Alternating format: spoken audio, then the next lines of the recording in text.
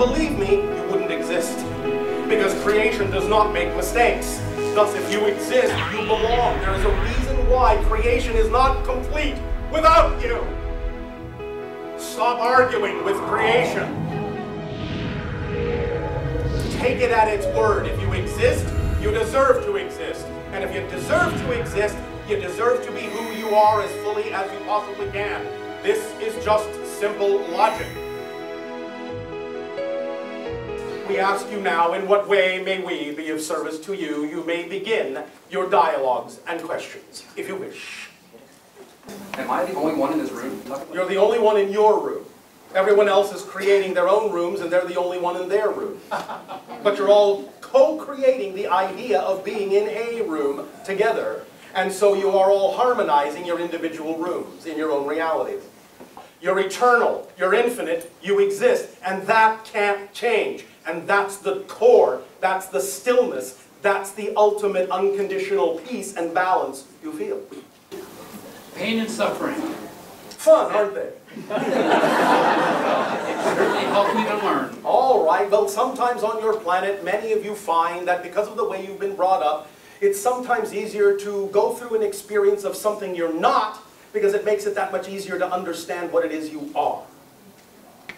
Now, pain is the result of resistance to the natural self. So that was Bashar. And before you get any ideas in your head about what Bashar is, I think that it's probably best to meet the man behind Bashar. His name is Darrel Anka, and here he is. Darrel, thank you for coming out today to the studio. My pleasure. It's a pleasure to have you here. Thank you, Lance. I have been watching some of your stuff, and I've seen you online, and we had the pleasure of meeting at the Conscious Life Expo in LA, and you know, I was fascinated by what you do. And why don't you tell me a little bit about how it is that you came to be a channel, and for the audience at home, what is a channel in your definition? Channeling, to me, is a natural state. We all have the ability to do it, and we actually do all do it from time to time in our lives. It's sort of just getting out of your own way, opening up to the greater or bigger being that you are, the bigger picture of yourself, of your consciousness.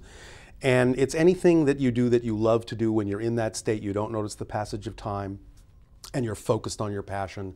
That's a channeling state. So an actor that becomes the character is channeling. A singer that's lost in the song is channeling. It's obviously something that a lot of artists tap into. But again, children do it all the time. People do it all the time when they're focused on something they love to do. But apparently that state can allow you to not only access other portions of your own consciousness from a bigger picture perspective, apparently it's also capable of allowing you to contact or be in touch with other consciousnesses on other dimensions, other levels, other realms. Now, that's not necessarily anything that can be proven at this point. So we never insist that people have to believe that Bashar as an entity actually exists outside of myself. It could be another portion of my own consciousness that I'm tapping into. But really what's important is that from that state, apparently people have the ability to bring through information from a different perspective that seems to have a broader, big picture point of view that sees things in different ways, brings about a different perspective that helps people make constructive changes in their lives in ways they might not have thought to go about it. And the real proof of the pudding, so to speak, is that if the information can be applied in your physical reality and you can get the actual effect you want out of it and it changes your life in a positive way, that's really what the focus of the channeling is all about, is does the information work, rather than exactly where is it coming from or is that entity real. That's what we focus on. But essentially, it starts differently for different people. And for me, this actually started really, I've been channeling for 28 years, and it started 38 years ago in terms of what incident triggered this. I actually had two very close broad daylight UFO sightings over LA. First time about 150 feet away, the second time only about 70 feet away, of an equilateral triangular ship about 20 feet on a side, black in color. After having seen something like that, I really needed to investigate what this was all about, because, you know, I'd always thought, well, okay, you hear about UFOs, but, you know, do they really impact your life? But when you see something like that physically, you know they're real, and the whole world changes, and suddenly the world is not what you thought. So The 1970s, right? In the 74? yes, 73, I 73? think.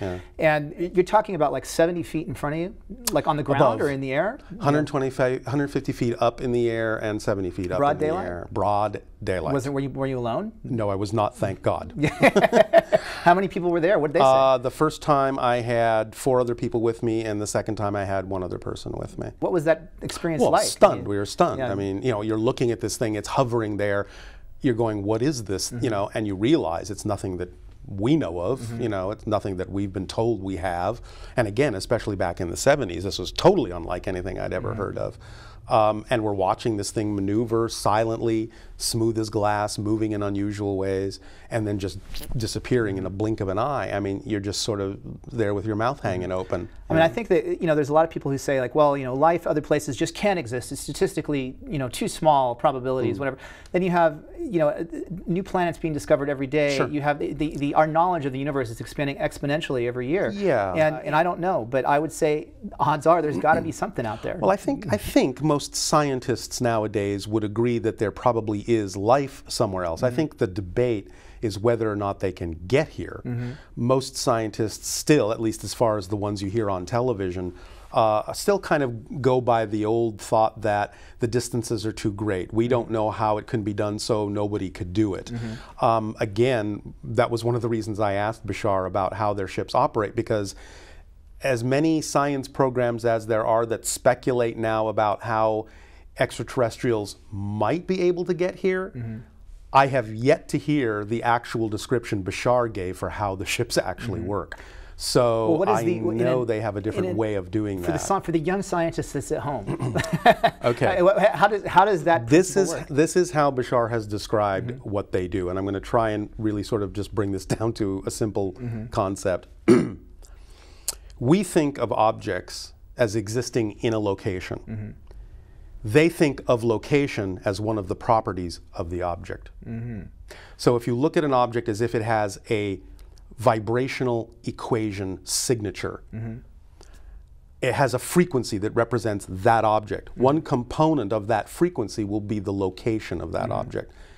What they do is they change the locational frequency component. I see. So if you input location B into that equation, the object, be it a ship or whatever it's carrying, has to stop existing at location A and just has to start existing at location B. There's actually no intervening travel at all. They just stop being here and start being there. Right, which is why you would have people who say they see spaceships and they just disappear. They just wink out. You know, but how about the fact that people see you know, lights and stuff, and they change and they become other things, and like, you know, how does that work? That may entail a whole lot of other kinds of things going on. Some of it may have to do with our perception of things that are happening in a slightly out of dimensional phase to us.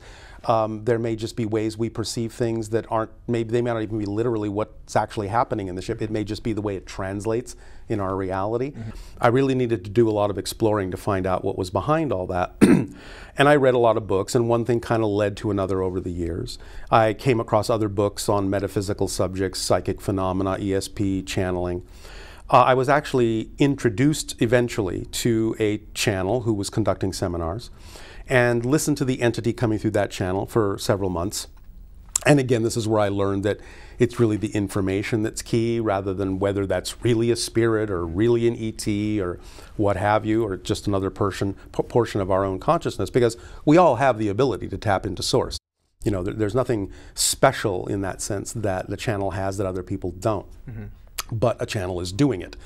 And after listening to that information for a while, I thought it had a lot of value, a lot of merit. But eventually, the entity coming through that channel actually offered to teach a channeling class. And I went to the class not because I thought I was going to be a channel, I just wanted to learn more about it, do more research. But halfway through the class, which was basically a series of guided meditations to put you in touch with, you know, more of yourself, I received what I can only describe as a telepathic connection from Bashar and his people. In that one instant, a memory came back of having made an agreement before this life to do the channeling with him. And in that one instant, I understood that the UFO had been shown to me on purpose to get me to start learning what I needed to learn. And the message that was there was, Now that you know you made this agreement and now you know it's time to begin, is this something you still want to do? Now, at first I thought, okay, I'm hallucinating, I'm imagining this, I don't know what's going on. But at the very second that happened, the entity coming through the channel who was teaching the class stopped talking and turned to me and said, there's somebody here for you if you're ready to begin. Are you ready? So I instantly got a validation that this wasn't just going on in my head. They were picking up on this too. And I thought, okay, you know, I'll practice, I'll see where this goes. I stayed with that class and I was offered the opportunity to channel in the next class, got a lot of practice. Eventually, a woman found me and some other channels who wanted to use us as subjects to study for her doctoral thesis paper on the connection between psychology and channeling. And so I started channeling to her friends in her home. And, you know, one week it was 5 friends, and the next it was 10, and the next it was 20. Word of mouth just spread, recordings were made, they spread all over the world. And one thing led to another, and here I am 28 years later, all by word of mouth, having now channeled all around the world. When I met you, there were probably 300 people, 200 people maybe in the audience, room, in between yeah. that. And a lot of them I know had not seen you before. And it seemed like you were giving some really, you know, again, if I'd walked into that room knowing nothing about the backstory that you just said, I would just say, you know, wow, this guy's a really deep guy and he has some really great insights, you know, and that to me is what matters, you know, and that to me is, I think, what should matter for anyone. It's like where the information comes from is irrelevant. You know, it's the fact that, you know, if you're able to help someone in their life, you know, that's to me the important. Yeah, as long as the information is positive and self-empowering, not controlling. The idea of prayer is simply an attitude of gratitude in the present tense. In other words, you are in a state of being grateful for your existence and grateful for what you have. And when I say what you have, what I'm actually saying is every single thing that is truly important for you to manifest in your life already exists. You already have it. You just don't know you have it because you can't see it because you're not in the right frequency to allow it to become visible to you. So prayer is being in the attitude, the energy state of gratitude that you already have what it is you're wishing for, knowing that you have it, knowing it will manifest exactly when it needs to, where it needs to, and thus by being in that energy state, you're aligning with what you might euphemistically call the unconditional support and unconditional love of creation, which is so unconditionally supportive and so unconditionally loving, it will even allow you to believe you are not unconditionally loved. That's how unconditionally loved you are.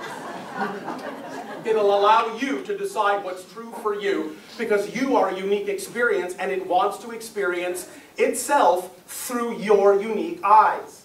So being yourself as fully as you can is up to you. And prayer just puts you in the state where you're more aligned with the idea of that unconditional love that allows you to recognize that it's okay to be who you truly are. Prayer is not about asking for something you don't have. Prayer is an attitude of gratitude for what already is, and thus being in alignment with it so it becomes visible to you. There is nothing outside of creation. What you call God is all that is. It is you. It is the chair. It is the room. It is the sky. It is the planet. It is the stars. It is everything. Everything is made of God because there's nothing else to make anything from. So all of you, all of us, everything is what you call God experiencing itself as everything. This is the second law. The one is the all. The all are the one. Does that make sense? If you could boil down what Bashar, who is the entity that you channel, right? What is the one sentence that boils down that philosophy? Follow your passion. But the thing of it is you hear that all the time, but the thing I appreciate about the way Bashar delivers it is he doesn't just leave it as a metaphysical aphorism, he explains the physics behind why is it important to follow your passion. How does that work? How do you apply it? How do you get an effect? He leaves people with toolkits that they can use because it's all well and good to hear nice phrases, but if you don't know what really to do with that, if you don't really know how to use that to change your life, it really doesn't do you much good. So he's very good at breaking it down, grounding it, if you will, bringing it down to earth, no pun intended, and giving people something they can walk away with that they can apply day after day, and hopefully learn to use well enough that they don't have to go running back to someone like him, that they understand they have the ability to tap into what they need to tap into and create their own lives in the way that they wish to. What are some practical things that we can do on a day-to-day basis to have our thinking be such that we can be on an optimal path, on the optimal track for ourselves? You understand the whole concept of why it is important to act on your highest excitement every moment? Hesitation usually means no. No. All right. That's your answer. You see, you hear in what you call your New Age parlance the idea of following your bliss, acting on your excitement, acting on your highest joy. But why? Why is that important? The reason is the answer to your question. What you actually call excitement, what the body's translation is of that sensation, is it's actually representative of the vibratory frequency of the energy that represents your true natural self. So if you always act on the thing that contains the most excitement at every given moment to the best of your ability with zero expectation as to what the outcome ought to be, you will be walking the optimal path no matter how it looks. You see, the idea is that many of you have been taught to think that, well, I am at A, I want to get to Z, and the straightest path is to go from here to there. Whereas, if you follow your excitement, the path may seem to go like this. But you see, because it's representative of your excitement, because it's representative of your true vibration, you'll actually become superconductive and pass that energy through you very quickly and move on that path much more quickly than a smaller path that's not you, because the smaller path will be representative of resistance. And you'll find yourself pushing against it and going backwards and taking a lot of time to walk that path. Whereas if you go the longer path, but it is representative of your excitement, you'll actually get to Z faster. Does that make sense? Yeah. This is simple physics. It's just about aligning with the vibration of who you actually are. And the things that excite you the most excite you the most because they're representative of your true natural frequency. So acting on the things that excite you the most is like following the compass needle that's pointing to your true magnetic north. And if you just keep doing that, you will find that that excitement will become the driving engine and the organizing principle of your life, and will attract to you every single situation you need to continue to act on more and more and more opportunities that bring more excitement. That's actually all you need to do. At any given moment, you have a number of things that are available to you to take action on. Doesn't matter what they are. Just pick the one that has the most excitement, that you have the greatest degree of ability to take action on, and act on it to the best of your ability until you can take it no further with absolutely zero expectation. And if you just keep doing that, you will find that your life will become an ecstatic explosion of synchronicity. Does that answer your question? It does. Thank you. Thank you. Remember, this is just simple physics. It's nothing mysterious. It's just physics. So, what was this journey like for you personally? I mean, was this a hard journey for you to actually, because you work in the film industry? I do. And your background is visual effects, right? That's where I started. That's where you started, and now you're a filmmaker, right, as a writer, producer, director. Okay. But what was that like? Did you ever have that moment where you were like, "Wow, is this gonna like hurt my career? Is this gonna, sure, is my mom gonna still love me, or sure, if I do this?" Because it's certainly not normal, at least, especially back then, it wasn't, you know, because this is in the early 80s. You know, I mean, now the word channeling is sort of tossed around for any number of reasons, but back then people would, you know, like, huh, channeling? What are you talking about, you know? And yeah, you know, there was always that, am I gonna, you know, people gonna think I'm crazy? But because it helped people, that was really the main focus, and I always got the feedback that this made a difference in people's lives, and that's why I did it. So I didn't really worry about that side of it so much, and I didn't, you know, I didn't bring it up unless someone gave me an opening to bring it up. It's not something I volunteered. But I actually found out, you know, several years later that it's not even something I necessarily had to worry about. You know, when I was at work at one of the special effects places, one time somebody noticed, well, you know, I'm going somewhere on a regular basis to do something. They didn't know where I was going. They go, "Where do you go every Thursday?" Yeah, blah, blah, blah. And I go, "Okay, great, here it comes." I said, "Well, you know how some people kind of talk about, well, people can go into kind of a meditative, altered state, and well, when you're in that," and they go, "Oh, you're a channel." Well, you know about that? He goes, oh yeah, my mother does that all the time. So I mean, it was just like, when it sort of broke, it was just kind of like, it wasn't really a big deal. Now, sure, there are people that, still, want to have nothing to do with that. But I just found that, if you're in a certain world, you will basically attract whatever you need to in that world to support what you're doing. So it just really didn't become a worry after a while. It just became part of my world, and I attracted people who also had that as part of their world. But I think what I realized is that not only were other people getting something out of this, of course I was getting something out of it, because when you feel that kind of energy coming through, it's balancing you emotionally, it's balancing you mentally, it's balancing you physically. You get to experience things that are very unusual and very exciting. Well, when I'm in the altered state, it feels like I'm in a very deep energetic daydream. And when Bashar comes through, I get to feel what they feel like all the time. And the feelings they have and the perspective they have is, and I'm just going to talk about him as if he is another entity, because that's the way it comes through, so I just honor that.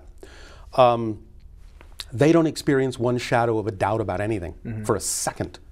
That's a profoundly different state than what humans normally exist in. So over time, that rubs off on you, and it changes the way you go about living your life, and therefore it improved my life as well as apparently improving other people's lives.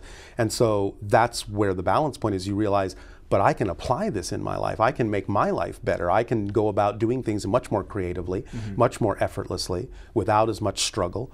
So why would I want to give that up?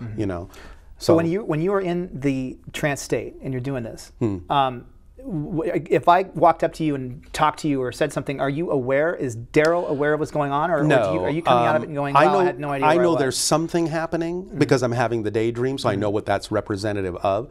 But I don't hear the words. It's the same way as if you're having a really deep daydream and somebody walks in the room and they go, "Lance, Lance," and they have to call your name 5 times before you hear them. It's like that. The words are so secondary because that's a translation. I'm receiving the telepathic information in a very different kind of context, and it's just getting translated through my brain into words for everyone else. So I know there's something going on, but I'm not really paying attention to exactly what's happening. You said that somebody actually once hooked you up to like a EEG monitor, and your brain was doing all this like bizarre stuff. It's actually technically what they discovered is it's technically not a trance state. It's a state of heightened connectivity, heightened activity. They actually saw that there were many, many more connections going on in the brain than are normally happening for a single individual. So they saw it was literally like there was more than one mind thinking. And at the same time, they saw that all the different brainwave levels were all there, but they were all like kicked up several notches, even though they still existed at different levels relative to one another. So when you're translating this information that you're getting, are you actually hearing something in your head, or are you how is it coming through to you? I get pictures, images, senses, sensations. Time for me in the channeling state is very collapsed. If I've been doing, like, say, a session for an hour and I come out, if somebody asks me how much time do you think has passed, it feels like maybe 20 minutes, 15 minutes. So I'm getting these collapsed telepathic concepts all at once. And it takes time to get that translated out. Like, for example, one time I wanted to know, like, Bashar presents himself as an extraterrestrial being, and the spaceship that I saw supposedly is his ship. I wanted to understand, well, what's the principle behind these ships? How do you travel from star to star? How does that really work? If I'm not having to translate for someone else, I don't have to go into the altered state. I can just get a direct telepathic download from him. But to show the concentration of information in telepathic download, he answered me in one split second. It took me 3 hours to write it out. Let's go to one more clip, and let's show a little bit more about what Bashar does, and then we'll come back. Okay. I guess what I've been trying to understand since I was little, of course, like everyone, is the purpose of life. And you know, the purpose of life is to be lived. No, yeah, I understand. And you know, with all this continuum going on, you know, then I sometimes wonder, why are we, as a soul collective, even in it, if everything is because it's fun, it's exciting, it's a growth experience. So it's a master class in transforming limitation into freedom. So if it doesn't matter. You think she even heard that? I did, but I'm trying to get something else. Oh, all right.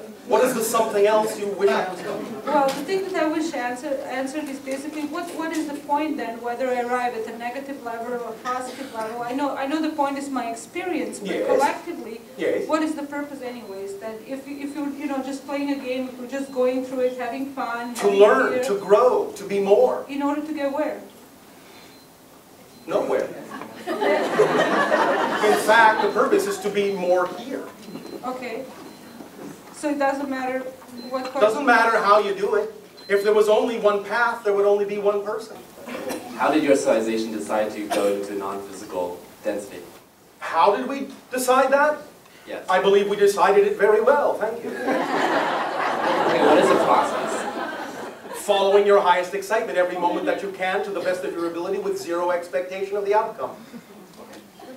In other words, that allows for pure synchronicity, and thus you get a chance to actually physically experience that this is how reality works. You see, we have often said in many of these dialogues that one of the greatest shocks that your society is going to discover is that what you've always thought of as fairy tales is actually the way life works. Right. So when you allow life to work, when you allow creation to work in the way it was designed to work, your life becomes an ecstatic explosion of synchronicity. You always wind up exactly where you need to be, when you need to be there, with whom you need to be there. Not a second before you need to be there, but not a second later either. It's about opening up to perfect timing by being who you truly are. Because if you're not being truly who you actually are, if you're not living in the present by being who you are, then how can anything that is representative of the vibrations of the things you prefer find you if you're not home? But the more you live in the now, the more things can find you. Why? Because now is the only time that exists.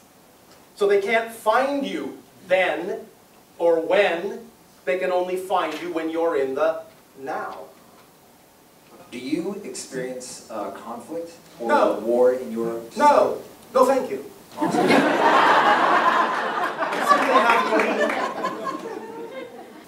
Do you have films in your reality? No, we just come watch you.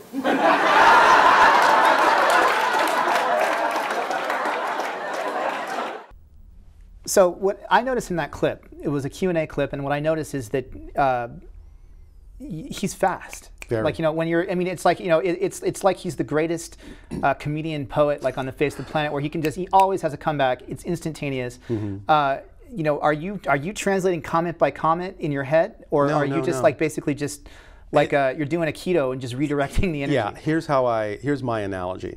Normally, like now, you and I, we're driving our vehicle. We're in the driver's seat. When he comes through, I slip over to the passenger seat and he's driving.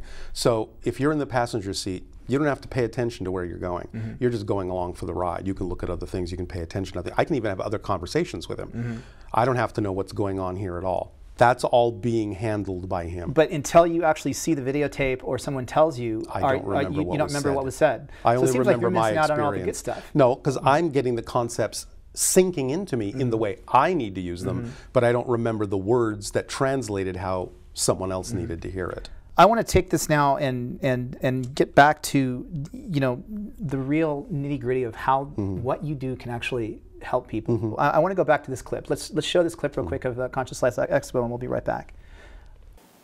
We would like to begin this transmission by congratulating you all, first and foremost, for making it to 2012. We know that many of you have been waiting for this particular demarcation for quite some time. And it is generally representative of the crossing of a threshold, or what might be euphemistically called the bow shock, the leading edge of the collective consciousness of your world as it goes through its transformations and transitions at this timing on your planet. In a similar fashion to the idea on your planet, in your technology, as when you create a bow shock, when you go through the sound barrier, the idea of this date in your year of 2012, this winter solstice date of December 21st, represents the crossing of a threshold, the pushing through of a boundary of a bow shock wave. So that before that time, even though your world may have been collectively a little bit more negative than positive, after that time, it will finally be, for the first time in a long time, a little bit more collectively positive than negative. Now, this does not mean that just because you have tipped the scales that way, that everything is going to be, as you say in your language, peaches and cream the next day. But the idea is that you will begin to be able to create a momentum, what you would call a snowball effect. You can build upon that positive energy that you have tipped the scales to create, and you can build and build and build and amplify and magnify that energy from that point forward in the years to come. But it will accelerate, because positive energy is integrative, collective, unifying, and thus, in that sense, accelerative. Whereas, of course, negative energy is segregative, separating, deunifying, deconstructing, and thus then, by unifying yourself, by crossing that threshold, you'll create more of a momentum and make it more available, more capable of being tapped into, more accessible for more people on your planet to tap into the positive vibration and allow themselves to raise their frequencies to be representative of who they truly are more and more every day from that point forward. Doesn't mean you can't do it now. Doesn't mean you haven't been doing it. The idea of this transition has been going on for quite some time, as many of you know, and will continue for quite some time, but it will, as we say, begin to accelerate. So more synchronicity, more of the symptoms of the idea of this transformation will begin to pop up in your lives. Malleability in space and time, the idea of things just popping into your life exactly when they need to be there. The idea of living your dream in that sense instead of just dreaming about being alive. The idea thus therefore is to take advantage of this wave, to ride this wave, ride this crest forward so that you can allow yourself to be more conscious as a manifester, because manifesting is what you do anyway. You're manifesting your reality right now, obviously, otherwise you would not be experiencing anything. So it's not about learning to manifest, it's about manifesting the idea, the design, the experience, the parallel reality that you prefer to manifest consciously, rather than allowing your reality to be attracted to you by your unconscious beliefs, by your fears, by your doubts, by your hesitations, by your belief in lack of self-worth, which has no place in the idea of a positive frame of reference. Okay, so the key phrase in that clip was that we are at the pushing through of a shockwave, that before this time you've been a little bit more negative and now you've been a little bit more positive. You can now begin to create momentum. Right. What does Bashar mean by that? He's looking at the collective energy of our world, the collective signature vibration, which I guess up to this point has been more collectively somewhat negative than positive. And by negative, he means mechanically negative, in the sense of our energy in the past has tended to segregate, separate, disconnect. Now he's talking about it tipping the scales to where it's becoming a little bit more collectively positive, outweighing the negative finally with energy that's more integrative and more expansive in a creative and constructive way. And so when you have things that are integrating, you have more and more energy that's able to be used. You can start accelerating in a positive direction. So he's saying, use that acceleration. It's like riding a wave. It's like a snowball. It's going to pick up momentum. And that energy can now accelerate in a positive direction. So he's urging us to take advantage of it and be aligned with it by making sure that our energy is positive instead of negative, by letting go of fear, letting go of negative beliefs, and really aligning with our passion, our dreams, and creative abilities. Have you ever heard of a Mandelbrot set? Yes, I have.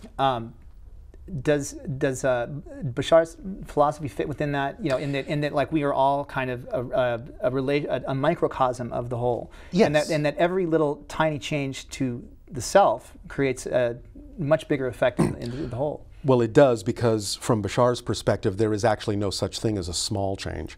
Every change is actually a total change of everything. But we can use that total change, we can design the total change to make it appear as if it's only a small change. But he's saying that's basically an assumption and an illusion based on how we choose to believe or perceive or define things. But every time you make a change, you're actually changing everything. Because basically from that perspective, there is no yesterday, there's no tomorrow. No. You're starting from ground zero right now, every at moment. this moment, at Every this moment, at this every moment, every moment. right now. Yes. You know, and that to me is such a beautiful concept, because it means all those things that got messed up before, you know, you're starting over, and you can change. Yeah, I mean, and it's not about glossing things over. Right. It's not about losing responsibility, but it's about really learning from that and learning how to define what you want this moment to be, based on whatever experience you're connecting to and whatever it is you wish to go from there. But Bashar has really said literally, every moment is literally a new moment. Every moment is literally a new reality. And we're literally shifting billions of times per second through parallel realities. In fact, he says that's actually what time is. The present is not the result of the past. No. And the future is not the result of the present. Could No. you please expand, explain? All things exist now. Do you understand that? Yes. Are you sure? Yes. Well, then. All right, all right. If all things exist now, then what you call the past and what you call the future and all of its variations in both directions also all exist at the same time. Look at it as probabilities, yes? Yes. Nothing is chiseled in stone, as you humans say. It's probabilities. But they all exist. You will experience what you're the energy of. But looking at it from a linear perspective, because we know that when you create a linear experience, you create a connected continuity to other realities that simultaneously coexist that you call the past and that you call the future for convenience sake. But they all exist right now. But the point is that even when you create that linear connection, whatever you choose to be in the present, that's a completely different person from moment to moment to moment to moment to moment. So when you redesign and redefine yourself as a completely different person in the present, that means that in order to actually have become that person, you had to have a different past. So the present actually changes the past. Does that make sense? Absolutely.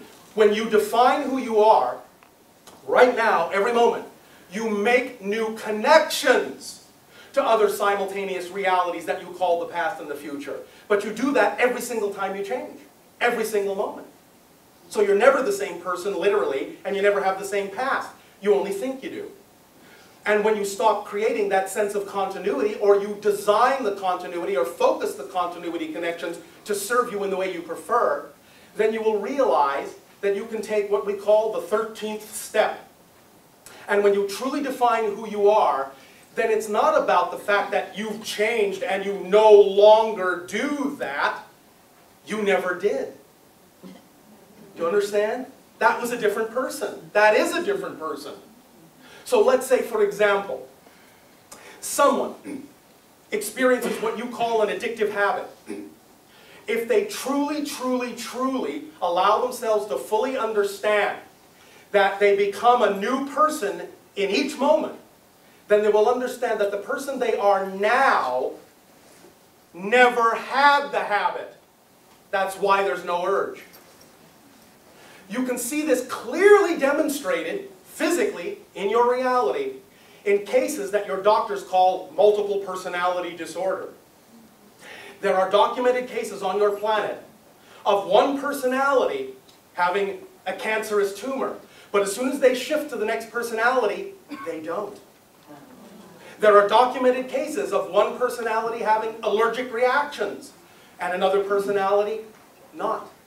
There are even cases of one personality having one color eye and another a different color eye. They are literally different people, literally. And so are you, from moment to moment to moment to moment to moment to moment to moment. When you really know that, then you will know that at every moment you are at ground zero. Whatever past you want is what you get. Whatever future you want is what you get. With that person you are being right now. It's like a strip of film. You know, Yes. that each new strip of film, when you play them all together, it looks like there's motion. But Right. in reality, you're looking at each But individual every piece. frame is static, has no motion in it, and it only is because that film is moving in front of a projector light that we get the illusion of motion. So he's saying every parallel reality is like a static frame. There is no motion in it. The only way we experience change and time and movement in space is because the projector light, which is our consciousness, is actually shining through billions of those frames per second, creating the experience we call space-time motion change. So, what's the best way to surf that energy? Well, what I said about the idea of aligning with energies that are representative of your passion, because basically that's what Bashar is saying. When you feel excited about something, when you feel that something contains passion, the reason to act on it is because passion and excitement is your physical body's translation of the vibrational energy that actually represents who you really are, what your true core vibration is. And so acting on that thing is like aligning with the compass needle that points to your true magnetic north. And any other deviation from that is going to actually create more effort, more struggle, more strife. I mean, I think probably crack cocaine is I can be really passionate about that. But, difference between anxiety and Right. excitement. You have to be really honest about what it is that you're doing and why you're doing it. Because many people, if they're in denial, will attempt to define anxiety and fear as excitement because they don't want to look at that thing. So you have to be really honest about the difference between the two. What are the best tools to get that honest? Because a lot of people spend their whole lives and they're never able to take that kind of look. Well, according to Bashar, it's really, first of all, of course, a willingness to discover what it is that's creating that anxiety and that fear within you. And from Bashar's perspective, every single emotion you have can only exist because you have a definition or a belief that exists first that you believe to be true. You can't have a feeling, from his perspective, without having a belief first, without defining something to be true. So if you have a certain feeling, like fear or anxiety, he's basically saying if you're willing to discover what's causing that, all you really need to do is ask yourself a simple question and start some honest investigation within yourself, which is, what would I have to believe is true about myself in relation to this situation in order to feel this way? And if you're willing to discover what those beliefs are, once you identify it, any belief that's truly out of alignment with your true positive self will appear to be illogical and nonsensical because it doesn't actually belong to you. You probably picked it up from your parents, your friends, your society growing up. And since it belongs to someone else, it will not feel right once you identify it. And once you realize it's illogical and doesn't belong to you, you'll automatically drop it. I think it's a psychological concept of once you understand why you have fear, then you can beat the fear. Well, yeah, you transform it. Right. I mean, you use it in a positive way. I mean, fear, in a sense, is your friend because fear is a messenger knocking on your door saying, hey, you have a belief that's out of alignment with your true self. That's why you're feeling your energy this way. I think fear is basically just not being able to accept your own power. Yes. Not being able to accept that, like, okay, you know, I don't have to be a victim. It's resistance to your natural self. Right. This is something that Bashar said, you know, you must simply remember in everything that we discuss that your outer physical reality is not outer, it is inner. It is just a reflection of you at any given moment, individually and collectively. Yeah, he often likens physical reality literally to a glass mirror. So he's basically saying if you want to see a change in your outer reality, you really have to change yourself first because it is just a reflection. And it would be in a sense kind of silly in the same way that if you look at your reflection in a mirror and you see the reflection frowning, well, you don't go over to the mirror and try to make the reflection smile. The only way that reflection is going to smile is if you smile first. But people often wait for the physical reflection to change before they're willing to change, and it never works because you can't wait for the reflection to change before you do. It just doesn't work that way. Let's go to one more clip. And remember, again, there is no just one world. You are constantly shifting to different parallel realities.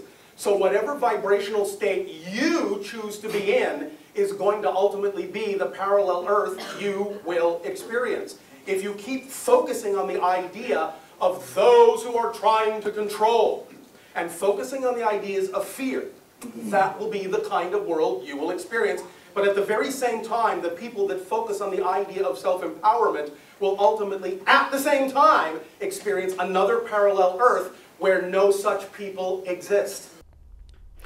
The clip that we just showed was talking about the fact that you know, we really can, not only can we create our own universe, but we are our own universe. Yes. And this show is called Waking Universe. It's about basically, my concept for this show is basically creating something that shows people that they have the control of their lives, you know, and there's many, many different beliefs that say that, you know, and that was something that I noticed there being in the audience that day. It was hard for some people to accept that basically, look, there ain't nobody else in the room but you, right? You know, and that's why I begin this show with you know, hi, I'm another version of you, Yes. you know, which is the ancient Mayan saying, of, right? You know, there was an ancient greeting. How does that concept affect you personally?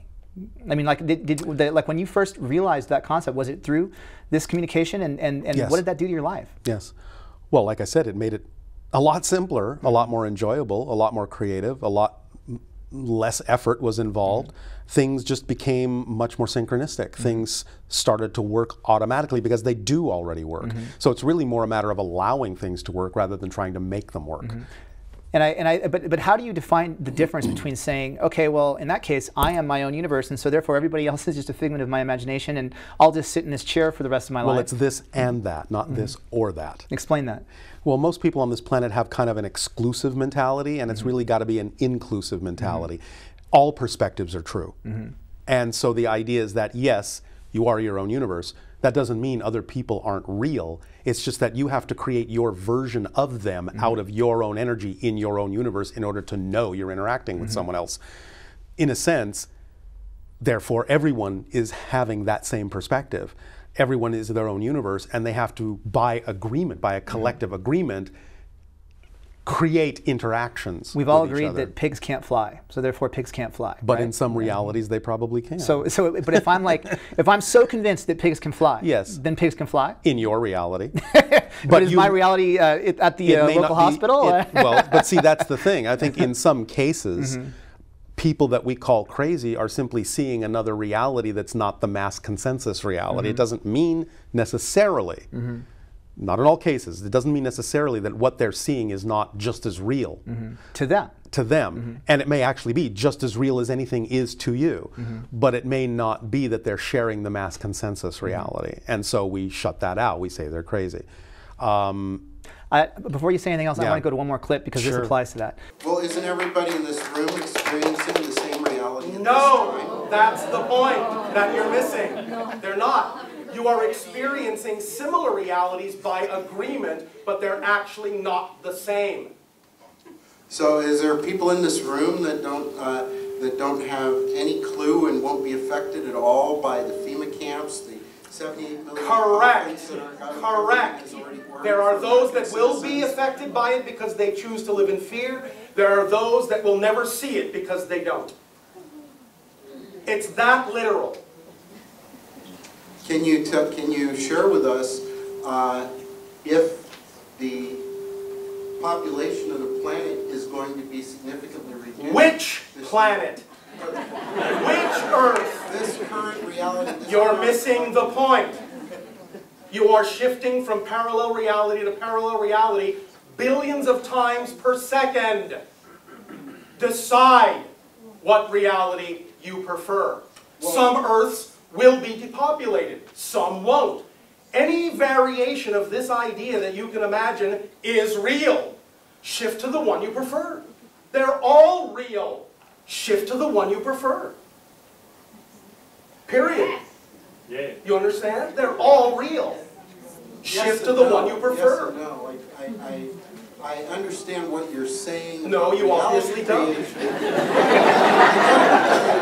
I wish I knew how to shift to a world where you are shifting. You are always shifting. The way you shift to the world you prefer with the energy you prefer is to be that energy yourself first and stop buying into the ideas of fear. But I try and look at reality of the world around me and interpret it.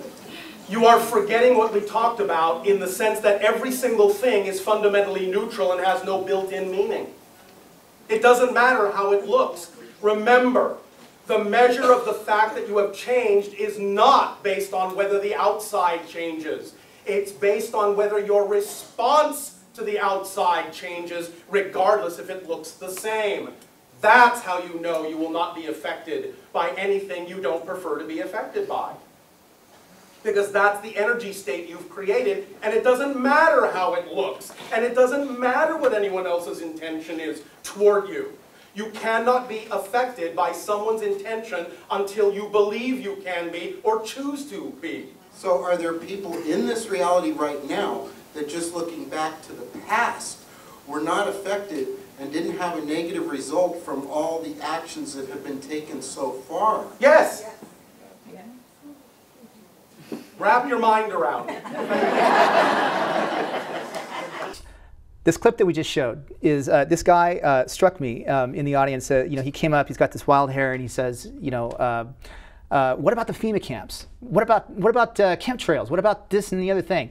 And I thought the answer was so awesome. Was, well, if that's true to you, then it's true to you. Sure. You know, it's not true to you or you, but it's true to you. That's what they'll experience. And that's and I find that really interesting, even from a psychological perspective, because if I think somebody's out to get me, well, pretty soon somebody's going to be out to get me because that's the way I'm acting. Sure. You know, and I think that that's what you're setting up. Yeah, that's what you're setting that up. And so it applies on so many different levels. But what's interesting to me though is how do you shift? And I know you've said this before. Is that the you know, notice the difference as much as you can. You know, to shift one version of reality to another. What's the best way to do that? Like, how do you notice that? Well, first of all, the first step is to realize we're always shifting. Right. It's not something you have to learn to do. It's recognizing that you're doing it, and then understanding consciously and intentionally that there is a particular reality you would prefer to shift to. And since we're shifting all the time, the only reason we don't notice that we're shifting all the time is because the realities we keep choosing to shift to are so similar that it just seems like tiny little changes are taking place over long periods of time, when in fact we're shifting to whole realities. Once we know that and we start allowing the reality we shift to be different enough from the reality we shifted from, we'll notice that we're shifting all the time because the difference makes us notice it. But it's when the difference isn't so great, we just don't notice. So it's really taking, in a sense, a larger shift in the sense of making that reality look different, so different you can't deny that you've shifted to another reality. But how are you defining what different is? Because I can say like, well, tomorrow I want the sky to be green, you know, but it's not going to. It needs to be relevant to what truly actually excites you. So the idea is that what really is germane for your life is highly, highly creatable. There are things that are simply not relevant to the reality stream you've chosen, and so while they're not impossible, they're highly improbable. You have to know the difference between what's relevant to the path of your excitement and what is simply fantasy for you. Right, because fantasy then becomes ego. And if I read my Bible or my you know, whatever, any great master's teaching, it's that as soon as you start operating from your ego, then you're basically again a victim, and you can't control any of that. Right. You know, you're not making this stuff up when you talk about parallel realities.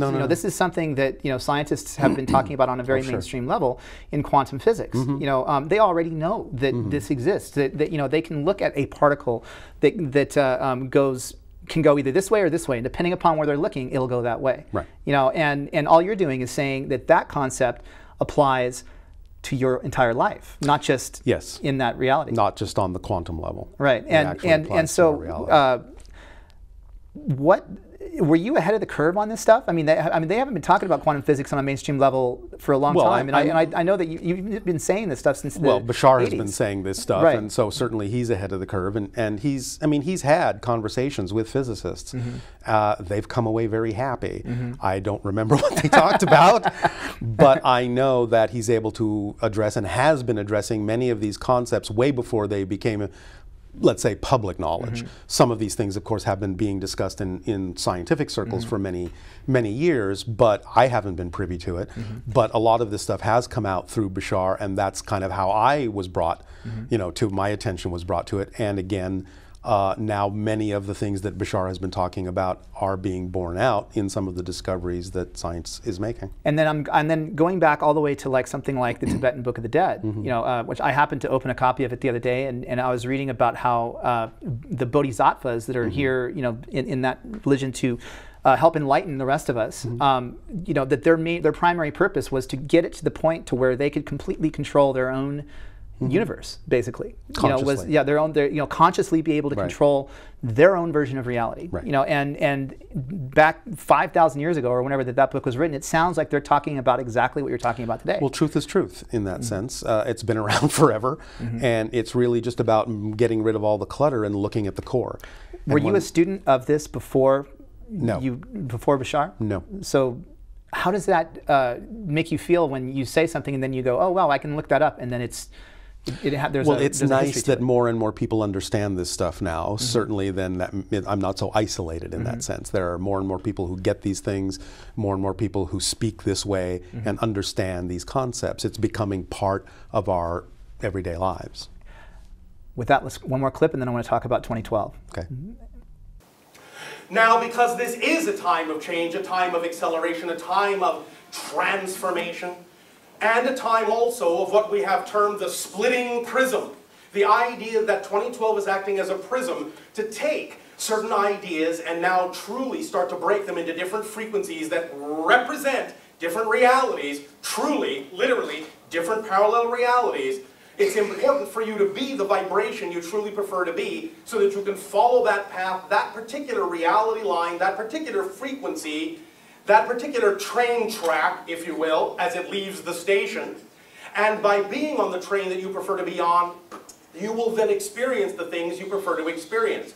Whereas, you will find that as these tracks split up, you will then likely in the years to come be less and less and less capable of actually going from one train, one track to another. They will become more solid, more concrete as the specific vibrations that represent the different parallel realities that you are all creating for yourselves to experience. And remember, you're shifting to parallel realities all the time. In fact, that's what time is. The thing you call time, the experience you call time, is actually your consciousness shifting from parallel reality to parallel reality billions of times per second.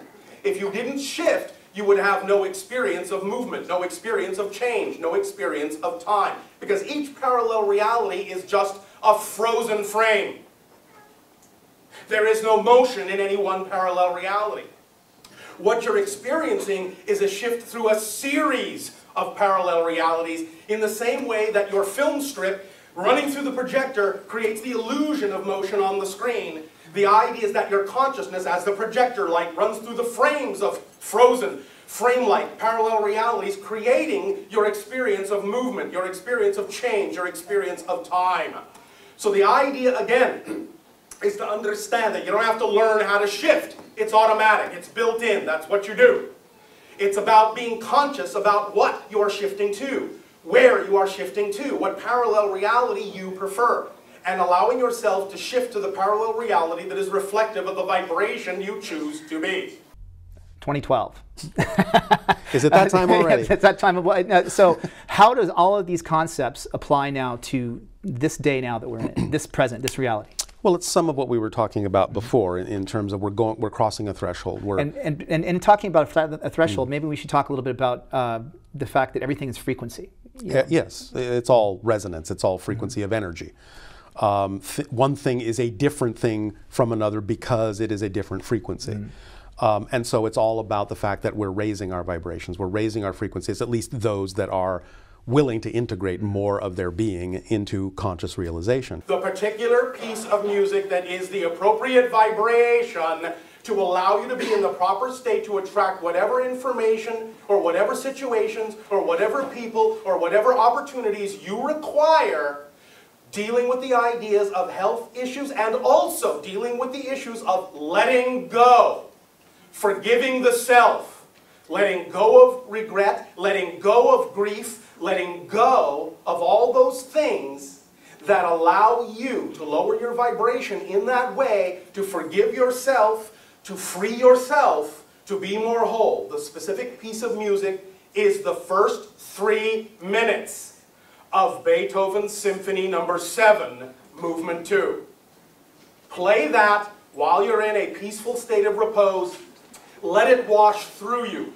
Those chords are exactly, precisely what will tap into the idea of letting go of the past, letting go of sorrow, letting go of grief, letting go of regrets, and forgiving yourself and moving toward the vibration that will attract to you whatever information is germane to allow you to be in the healthy state that is your birthright. By raising our frequencies, we're creating kind of a leading edge of a wave. And by raising our frequencies, you know, it's about not being in your ego, it's following your passion. Letting go of fear, all the things that lower our frequencies. So fear equals negative, bad frequency. Well, I wouldn't say, no, this is not a judgment call. Okay, right. It's negative in the sense that it's disconnective, segregative. And when things are segregative, you don't have as much to draw on. So when you work with positive energy, it's more integrative, and therefore you're bringing things together in an exponentially expanding sort sort of way, and you have more to call on, and it's more effortless. They've done studies where they tried to get 7,000 people to meditate on lowering the crime rate in Seattle, right? And it went down like dramatically for 30 days. Exactly. You know, and that so you're saying that that collective thought energy, yes, shifted all of us out of that into heavy crime rate reality into another reality that is reflective of the vibrational state those people took themselves to. So like when someone prays for somebody, you know, then they are basically putting that thought out there. Yeah, and let me make that distinction, because I think that's an important distinction that Bashar talks about a lot. You're not actually changing the world you're in. Right. You're shifting to another reality that's more reflective of the vibrational state you've changed to. Right. So if I'm angry, bitter, scared all the time, I'm putting myself into a world with a lot of angry, bitter, scared people all around. You get a lot of that reflection. Right. And that's why, like, when I'm in a good mood, it seems like stuff just kind of bounces off. Exactly. And maybe that person that was mad showed up an hour before I got there and left, and I never had to talk to them. Right. But the thing to also realize that's important is it's not about judging whether you've changed based on the outer reflection. If you respond differently to the outer reflection, even if it stays the same, then you know you've changed. Then the outer reality knows you've changed, and then it can reflect the change. Right, and that actually brings me to another point, which is that a lot of people think like, okay, well, all of this that we're talking about shifting everything is just about all of a sudden everything is going to just be blissful and perfect, and there you go. But it might be for some people. It might be, but it seems to me that this is also about how you deal with those challenges. Exactly. You're never going to not have challenges. You always want challenges. They help you grow.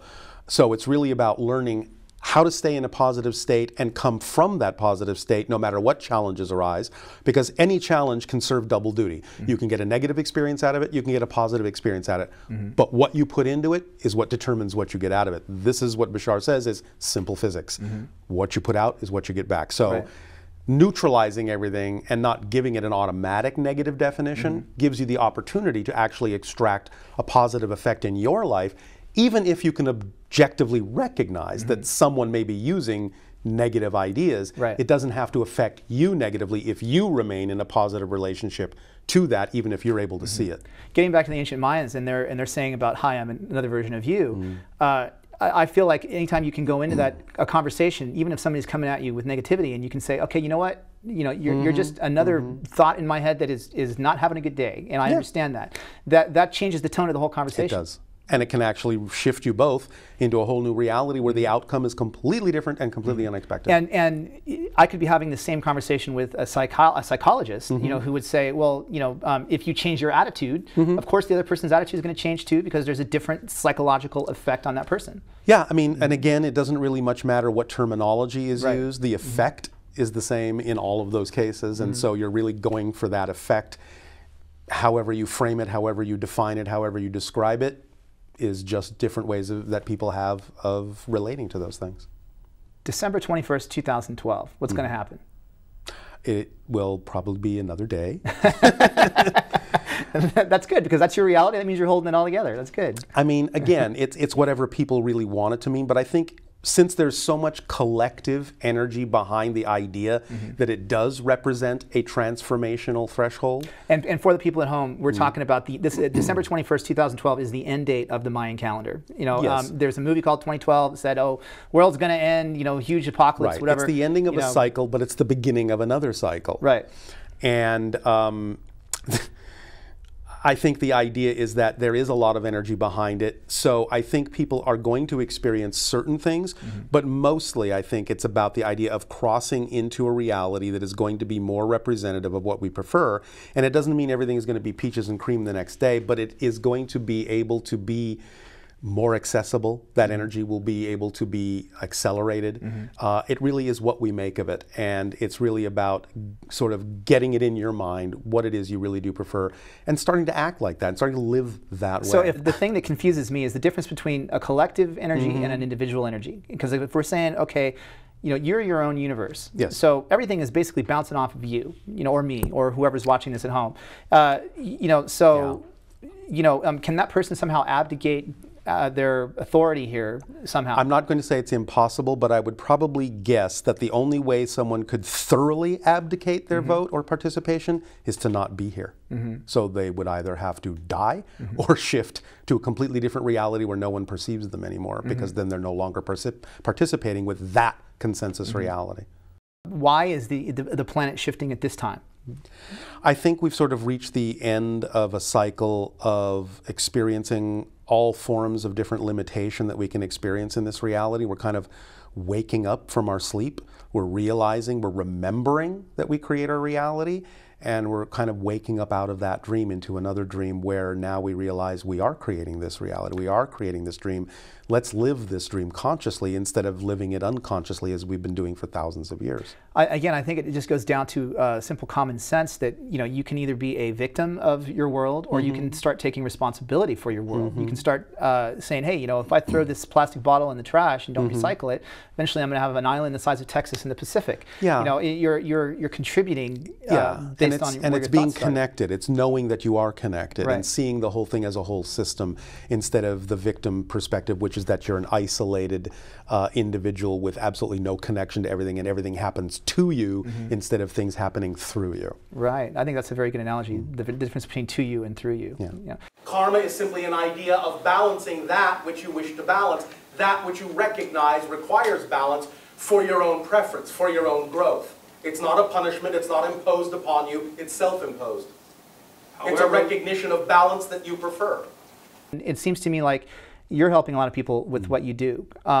Looking at it from the perspective of, okay, Bashar, let's say he's an ET. Let's say this isn't your collective unconscious, as would be said. Let's say this is. What is their race of people about? Like, what do you? Because the thing I noticed is there's a lot of stuff in the media that's negative about ETs. Sure. So like, are these? Are they planning a takeover here? I mean, is this something going to happen? I highly doubt it. I think they could have done that a long time ago if that was really their plan. Really, from Bashar's perspective, delivering information this way to us and letting us decide whether or not we want to apply this information and making changes with this information is one of the ways that they begin to initiate first contact with another civilization. Because they're allowing us to listen to their philosophy and their point of view, and they're allowing us to decide whether it's true for us or not. They're not forcing us to buy into it, but they're watching to see whether or not we do adapt it, and if we adapt it and change sufficiently so that we can become more compatible with them, then contact can take place. So that's definitely one component of why he's doing this, is to help bring about the idea of contact between our civilizations, which not only would be expansive for us, but expansive for them. The other side of the coin is that they do actually consider us, in a sense, to be extended family. And so because we've put an invitation out that we want to expand our consciousness, in a sense, they've answered that call. And they're giving us information that helps us do that, because they realize that whatever benefits one benefits the all. In other words, it's your planet. You have to decide that it's all right for us to interact with you. We're not going to force ourselves on you. How do we maintain focus? You don't maintain focus. You find the focus comes naturally when you do what you love to do, don't you? I can, but I feel that there's so many other people that are out there. You are the only one you need to think about. Because then you will be a shining example to others of what they could also choose, but don't have to. And it is by that barometer that we will determine where contact and when contact takes place. Understand something very important. I'll put it to you this way. In one way, shape, or form, the reason we are interacting here this way, this day of your time, is that in one way, shape, or form, every single one of the beings in this room have experienced contact. You just don't remember it. The rate at which you remember contact has already happened allows us to use that rate as a barometer for when you are more ready for contact. Openly. Surprise. I think that a lot of different civilizations have been aware of us and participated in various ways with our journey for a long time. But like I said, that's a whole other subject we could talk about for hours. Yeah, and it's now you have shows like Ancient Aliens, which are really great for just asking these questions. Sure. You know, and again, I think it is about asking questions. It's not necessarily about believing all of the answers. Sure. You know, because you know, and I love your philosophy of, you know, you take what is true to you and you discard the rest. I mean, if it works for you, then use it. Right, and tomorrow something else may work for you, you know, so it'll change.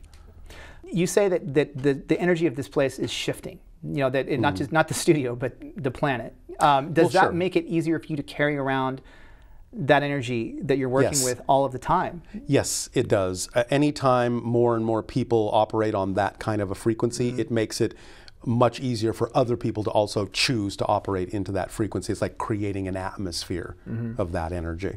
Sure. So it's not as much work. It's not as much work. I have another question I'm just curious about. Are there any other channelers or people that you follow, that you're fans of?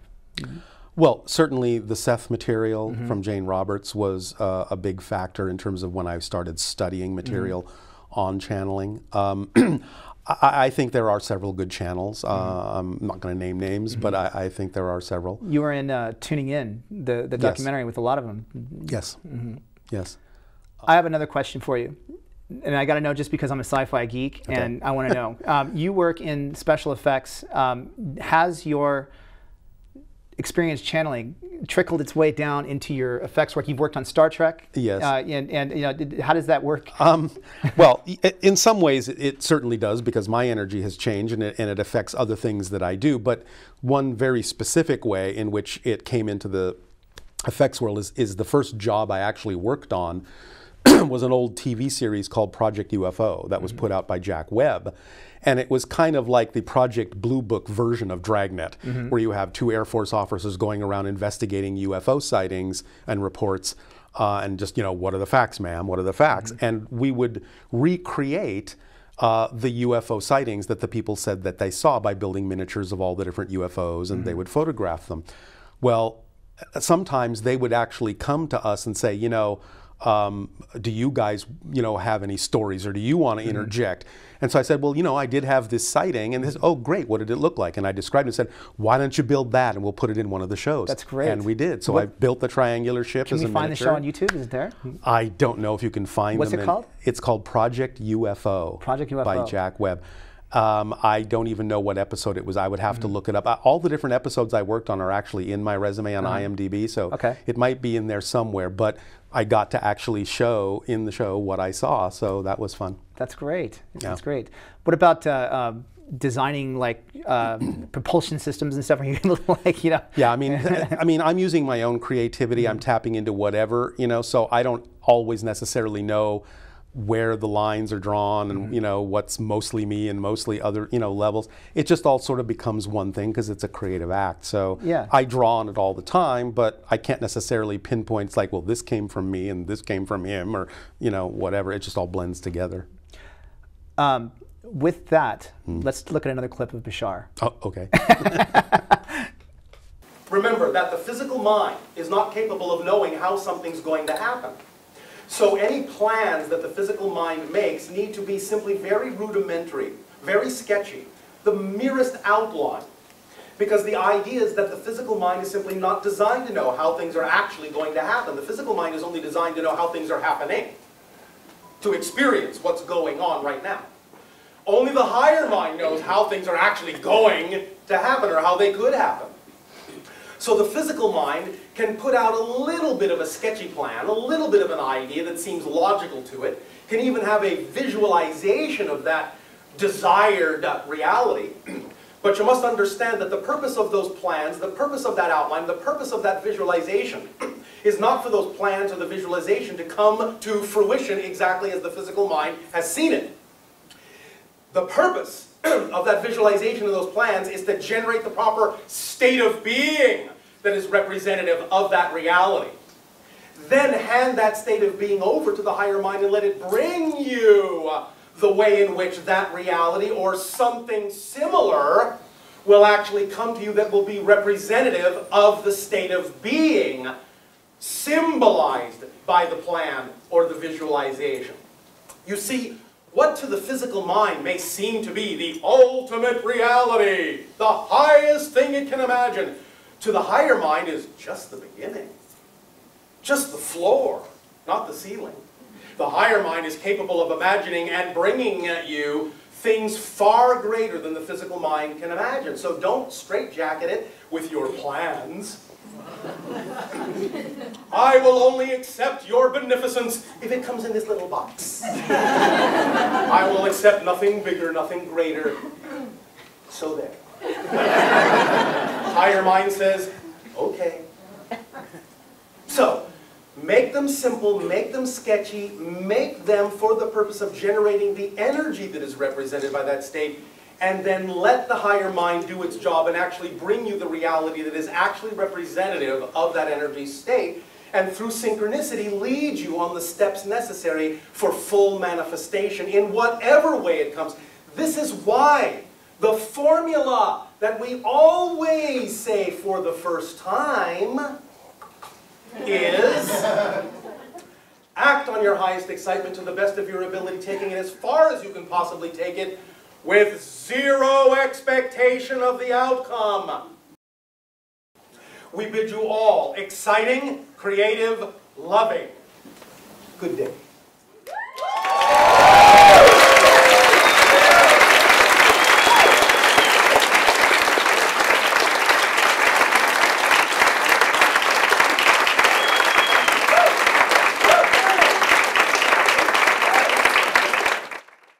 What can we end this with? Again, trying times, people are having a hard time. What can they I think take the out of what biggest you do? thing I've learned is that if you truly, truly understand that how important it is to act on your passion, it is capable of supporting you. And to really let go of those beliefs and those definitions and those fears that say you can't do it, it can't be done, and everyone knows it doesn't work that way. You really need to listen to your own drummer. You really need to follow your own, your own path. But when you do, when you're true to yourself, the universe will support that just as strongly as it supports anything else you decide to do. And it really does work when you apply it.